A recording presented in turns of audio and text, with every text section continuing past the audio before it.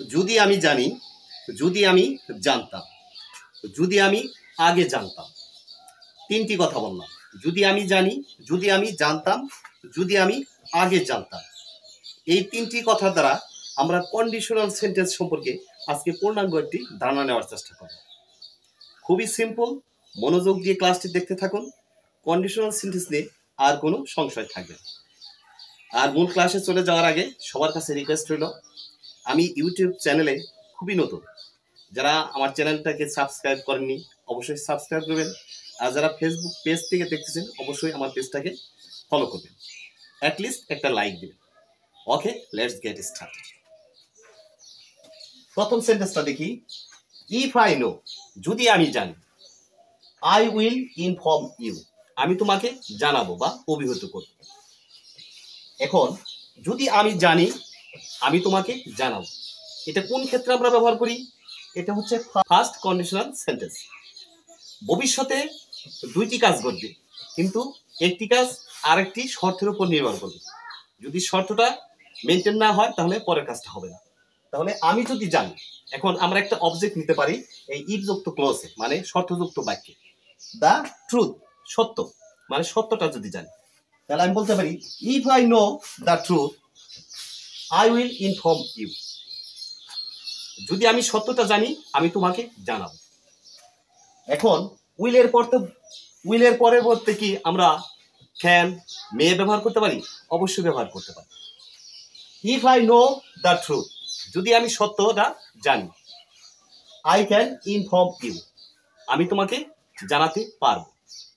আর যদি বলি if I know the truth I may inform you, I may inform you, যদি আমি সত্যটা জানি হয়তো তোমাকে সত্যটা জানাবো, এই কথাটাই আমি বলতে চাচ্ছি, আমি তোমাকে হয়তো জানাবো। তাহলে ফার্স্ট কন্ডিশনাল সেন্টেন্সে কি বুঝতে পারলাম আমরা? ভবিষ্যতে দুইটি কাজ সংঘটিত হবে বা হতে পারে, কিন্তু একটি কাজ আরেকটি শর্তের উপরে নির্ভর করতেছে। সেই ক্ষেত্রে আমরা ফার্স্ট কন্ডিশনাল সেন্টেন্স ব্যবহার করতে পারি। ফার্স্ট কন্ডিশনাল সেন্টেন্সে আমরা উইলও ব্যবহার করতে পারি, ক্যানও ব্যবহার করতে পারি, মেও ব্যবহার করতে পারি। উইলটা হচ্ছে সার্বজনীন এবং ন্যাচারাল, ক্যান এবিলিটি, সক্ষমতা অর্থে এই ক্যানটা ব্যবহার হয়, আর মে হচ্ছে পসিবিলিটি ক্ষেত্রে। ক্লিয়ার? এখন সেকেন্ড কন্ডিশনাল দেখি। If I new, if I new, যদি আমি জানতাম, যদি আমি সত্যটা জানতাম তাহলে কি বলবো? If I knew the truth, যদি আমি সত্যটা বা সত্যটি জানতাম, I would inform you, I would inform you. তাহলে এখানে V2 মানে ভার্বের পাস্ট ফর্ম ব্যবহার করা হয়েছে, তাহলে উইলের পাস্ট ফর্ম কি? উড।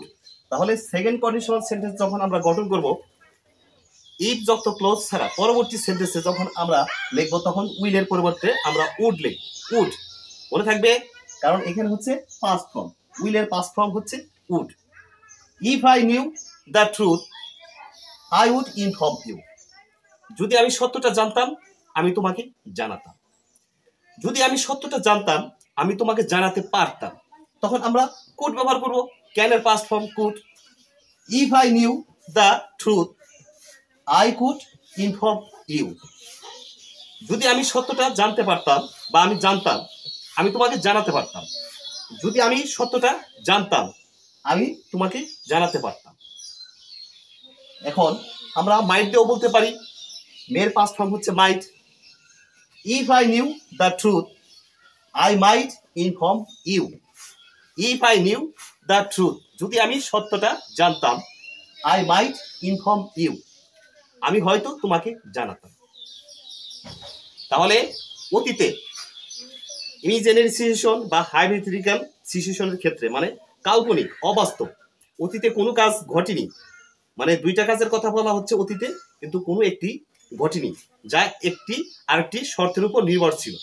তাহলে অতীতে কোনো কাজ বা ঘটনা, দুইটা ঘটনা বা দুইটা কাজের কথা, যেটা একটা কাজ আরেকটা কাজের উপর নির্ভর ছিল কিন্তু বাস্তবে তা ঘটেনি, সেই সব সিচুয়েশনের ক্ষেত্রে আমরা সেকেন্ড কন্ডিশনাল সেন্টেন্স ব্যবহার করি।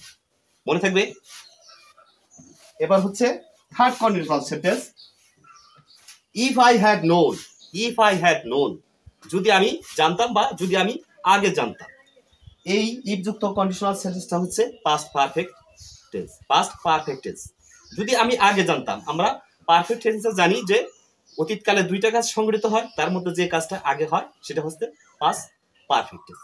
তাহলে যদি আমি আগে জানতাম, যদি আমি আগে সত্যটা জানতাম, if I had known the truth, যদি আমি আগে সত্যটা জানতাম, I would have informed you, I would have informed you, আমি তোমাকে জানাতাম, আমি তোমাকে জানাতাম।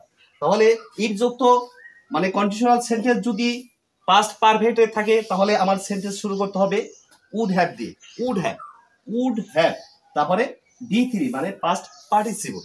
আমরা উড হ্যাভ এর পরিবর্তে কুড হ্যাভ ব্যবহার করতে পারি, মাইট হ্যাভও ব্যবহার করতে পারি।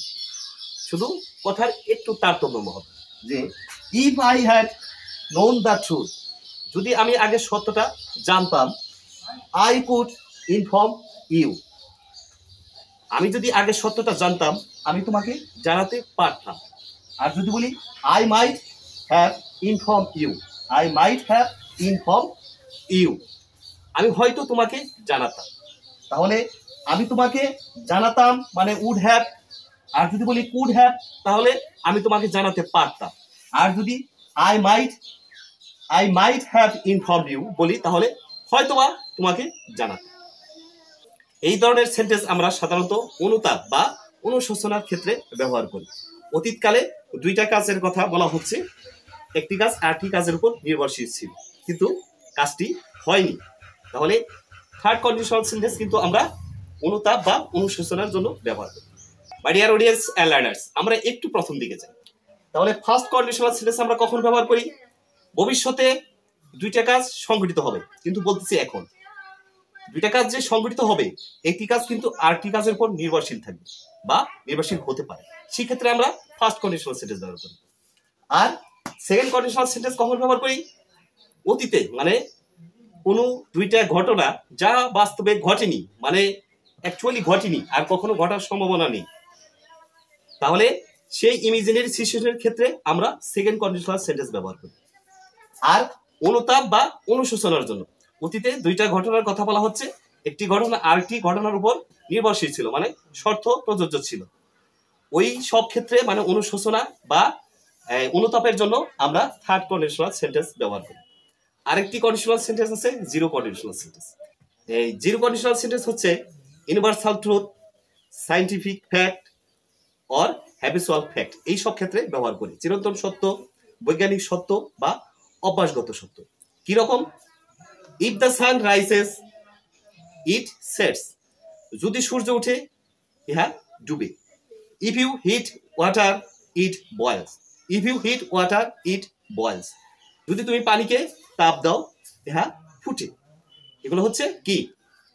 কোনোটা হচ্ছে সায়েন্টিফিক ফ্যাক্ট অথবা হ্যাবিচুয়াল ফ্যাক্ট বা ইউনিভার্সাল ট্রুথ। আশা করি মাই ডিয়ার লার্নার্স এই অল্প সময়ের মধ্যে কন্ডিশনাল সেন্টেন্স মানে শর্তযুক্ত বাক্য সম্পর্কে আমি মোটামুটি ভালো একটি ধারণা দিতে পেরেছি। যদি আমার ভিডিওটা ভালো লাগে অবশ্যই লাইক, কমেন্ট, শেয়ার করবেন। আর কি রকম ভিডিও আপনার ভালো লাগে কমেন্ট সেকশনে অবশ্যই আমাকে জানান। Thanks for watching.